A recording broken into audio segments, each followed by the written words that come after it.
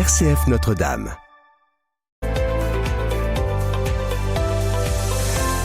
Regard croisé sur le Grand Est. L'actualité économique, sociale et environnementale.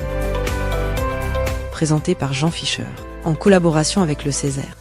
Bonjour à toutes et à tous. Nouveau rendez-vous de Regard croisé, rencontre entre le Césaire et RCF. Toujours au plus près des territoires, de ceux qui y vivent et les font croître, le Césaire s'est penché sur la question de la transition foncière dans le Grand Est. Ce travail est la continuité logique de se consacrer au SRADDET et à ses modifications. SRADDET pour schéma régional de développement durable et d'égalité des territoires. La rédaction de cet avis a été faite par la commission territoire de la seconde assemblée régionale, rencontre avec sa présidente Dorothée Douib et la rapporteuse de cette même commission, Michèle Trémolière. Mesdames, bonjour. Bonjour. Bonjour.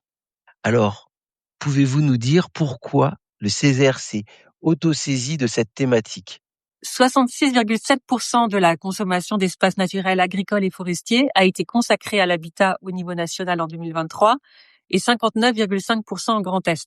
La question foncière est au cœur d'un changement profond de paradigme et pendant des décennies, nos territoires se sont développés en consommant toujours plus d'espace. La loi climat et résilience et l'objectif de zéro artificialisation nette à l'horizon 2050 créent justement une opportunité de remettre en cause ce modèle. Le sol est une ressource précieuse, limitée et non renouvelable à l'échelle humaine. Ce n'est pas seulement un support, il régule l'eau, capte le carbone, abrite la biodiversité et façonne nos paysages. La manière dont nous utilisons le sol traduit notre manière d'habiter nos territoires. Comment continuer à développer nos territoires sans consommer davantage de sol ? C'est justement cette question, ainsi que nos travaux sur le SRADDET et le pacte des ruralités, qui ont motivé le Césaire à travailler sur comment concilier sobriété foncière, attractivité et besoin en logement sans accentuer les fractures territoriales. Justement, quels sont les enjeux et problématiques de la transition foncière ? La transition foncière, elle pose une question centrale. C'est comment préserver les sols et réduire l'artificialisation, tout en maintenant des territoires attractifs, habitables, équitables et socialement acceptables.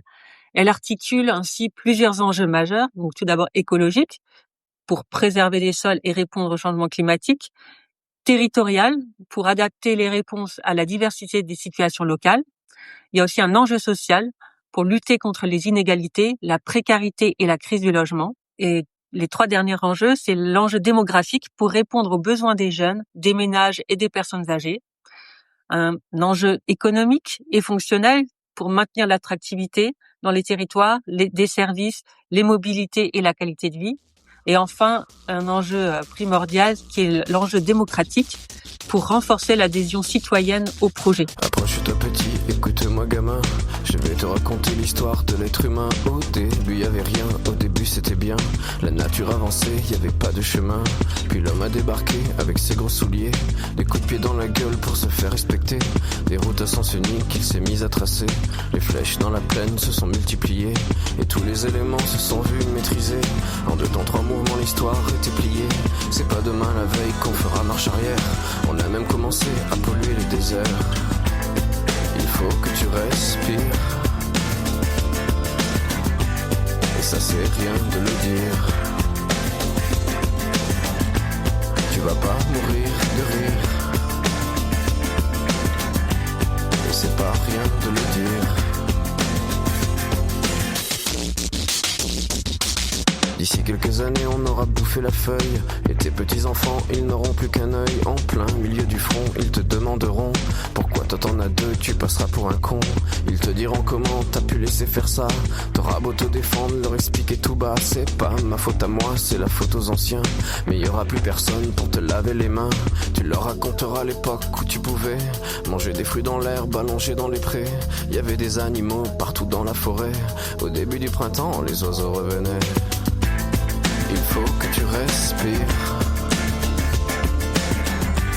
et ça c'est rien de le dire. Regard croisé sur le Grand Est avec RCF Cœur de Champagne.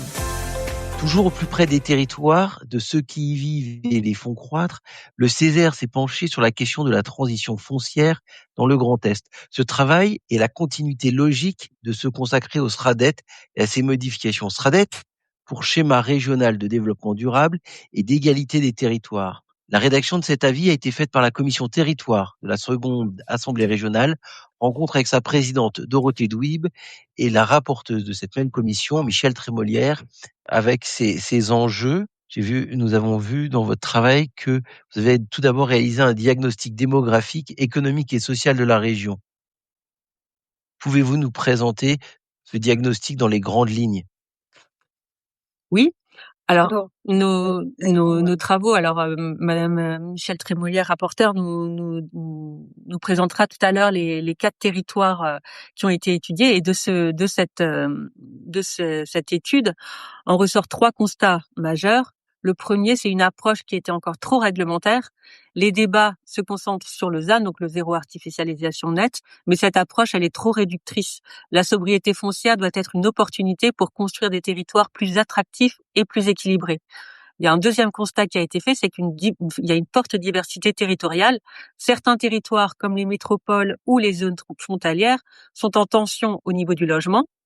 Et d'autres, notamment ruraux, connaissent quant à eux une baisse de population et une vacance importante du logement, tout en continuant à artificialiser. Cela implique une nécessité, c'est appliquer la sobriété foncière de manière différenciée dans une logique d'équité territoriale. Concrètement, cela signifie qu'il faut penser les projets de manière globale, plus forcément à l'échelle de la commune, mais bien à celle du bassin de vie, de soutenir l'attractivité selon les atouts locaux, de mieux accompagner les collectivités et d'associer davantage les citoyens. Et enfin, il y a un troisième constat qui est lié à l'attractivité, puisqu'elle ne repose pas uniquement sur le logement. Elle dépend, bien entendu, aussi des services, des mobilités, du cadre de vie et du lien social. Vous nous avez parlé avant d'une présentation des 4 territoires que vous avez étudiés plus particulièrement. Quels sont-ils, Madame Trémolière? Alors, pourquoi a-t-on choisi justement 4 territoires? En fait, c'est lié à la forte hétérogénéité de notre région Grand Est, qui présente des territoires qui vont des zones rurales très isolées à de grandes métropoles, avec alors plus des zones transfrontalières extrêmement importantes, puisque nous avons 700 kilomètres de frontières avec l'Allemagne, la Belgique, le Luxembourg. Donc, afin de prendre en compte ces différentes réalités territoriales, on a décidé donc de rencontrer les élus issus des collectivités territoriales que nous avons choisis, qui sont répartis donc géographiquement sur l'ensemble du Grand Est, avec les caractéristiques suivantes. On a choisi donc une aire urbaine en zone transfrontalière. Je vais parler de l'importance des frontières pour la région Grand Est, avec donc l'Eurométropole de Strasbourg. Également encore une aire urbaine ou une aire métropolitaine, avec une zone rurale sous son influence. C'est le multipôle Nancy-Sud-Lorraine, avec les communautés de communes de Vesoul en Piémont et communautés de communes de Seille et Grand Couronné. Et enfin, 2 zones rurales peu denses, avec Poitéron dans les Ardennes et la communauté de communes des Vosges côté sud-ouest. Voilà le choix donc que nous avons fait pour avoir un peu une image, je dirais, de la diversité des territoires dans le Grand Est. Le ciment dans les plaines coule jusqu'aux montagnes, poison dans les fontaines, dans nos campagnes. De cyclone en rafale, notre histoire prend l'eau. Reste notre idéal, faire les beaux.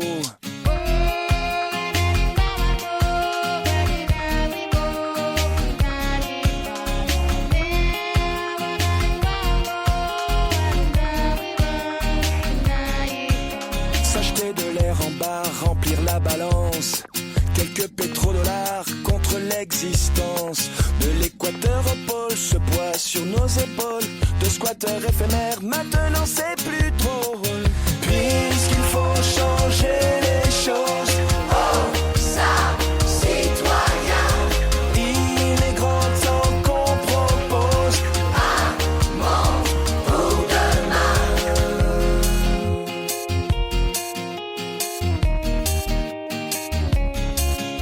Aux arbres, aux citoyens, quelques baffes à prendre.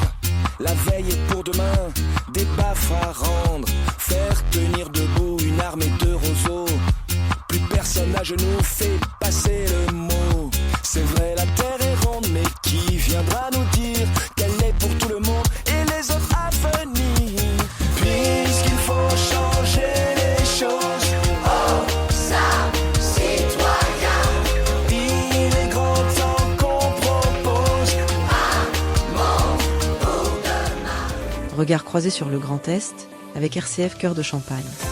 Toujours au plus près des territoires, de ceux qui y vivent et les font croître, le Césaire s'est penché sur la question de la transition foncière dans le Grand Est. Ce travail est la continuité logique de se consacrer au SRADET et à ses modifications. SRADET pour schéma régional de développement durable et d'égalité des territoires. La rédaction de cet avis a été faite par la commission territoire de la seconde assemblée régionale, rencontre avec sa présidente Dorothée Douib et la rapporteuse de cette même commission, Michèle Trémolière.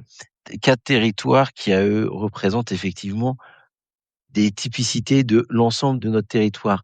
Et justement, quelles sont les incidences de la sobriété foncière sur l'attractivité des territoires? Je laisse Oui, répondre, si tu, Madame comme tu veux, Douib. Michel. Non, je te laisse répondre.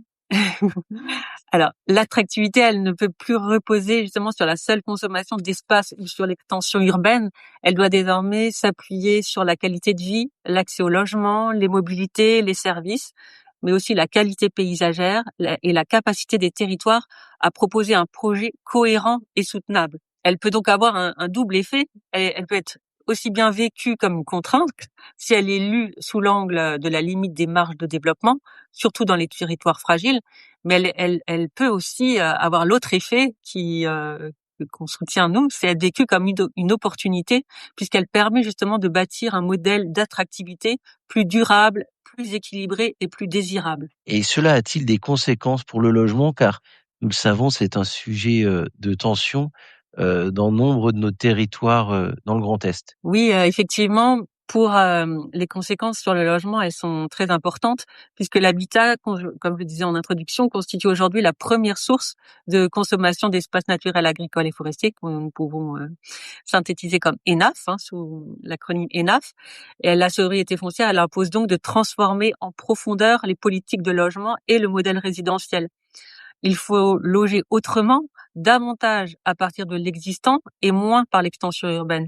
Et l'avis qui vient d'être adopté, justement, conduit la sobriété foncière, justement, conduit à repenser l'habitat autour de la rénovation, de la réhabilitation des friches, de la densification maîtrisée et de formes nouvelles de logement, et enfin d'une meilleure adaptation aux besoins démographiques et sociaux. Elle rend également plus nécessaire une approche globale qui articule logement, mobilité, services et attractivité territoriale. Pour conclure, on pourrait dire que la transition foncière dans le Grand Est, c'est avant tout regarder ce qui existe et voir quel réusage ou nouvel usage nous pouvons faire de l'existant pour redonner du vie et non pas toujours consommer des terres nouvelles. Oui, tout à fait. On peut le synthétiser de cette manière ou le résumer ainsi. Si je peux intervenir, justement, pour préciser les choses, c'est bien la transition foncière, c'est bien une transition justement vers un modèle d'aménagement, je dirais, nouveau, vers justement un changement de paradigme. Il s'agit donc de transformer durablement des logiques d'aménagement, de construction et d'urbanisation, telles qu'on les avait jusqu'à présent, dans une perspective évidemment de temps long. Donc avec tous les enjeux derrière qu'on a énumérés de la transition foncière, des enjeux d'attractivité des territoires, des enjeux sociaux. On les a énumérés évidemment précédemment, donc je ne vais pas vous les redire. Mais il s'agit surtout donc d'une transformation complète, je dirais, finalement, du modèle d'aménagement et donc de l'habitat. Merci beaucoup. Merci d'avoir suivi Regards croisés sur le Grand Est. Retrouvez toutes nos émissions en podcast et sur les réseaux sociaux RCF Cœur de Champagne. Une émission en collaboration avec le Césaire.